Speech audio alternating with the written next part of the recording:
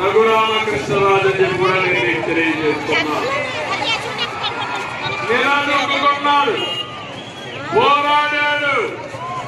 మామూలు పోరాటం కాదు. నేనైతే 5 ఏళ్ళు ఇక్కడికి రాకుండా ఒక పార్లమెంట్ మెంబర్ గా ఉండి నియోజకవర్గం తిరగలేకుండా చేశారంటే మీకు బాధ అనిపించిన తమ్ముళ్ళు, ఇది ప్రజాస్వామ్యంగా అడుగుతున్నా.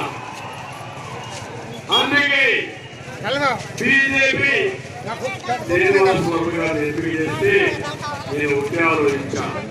ఎట్టి పరిస్థితుల్లో న్యాయం చేయాలి. ఆ న్యాయం చేయడం కోసమే త్యాగం చేశాడు తమ్ముడు రామరాజు. దాని ఫలితమే ఏం తమ్ముళ్ళు మీకు అర్థమైందా లేదా అని అడుగుతున్నా. ఇప్పుడు మీకు బాధ్యత ఉందా లేదా అని అడుగుతున్నా. అతి పెద్ద మెజార్టీ కల్పిస్తారా లేదా అని మిమ్మల్ని అడుగుతున్నా. నమ్మకమేనా? మామూలుగా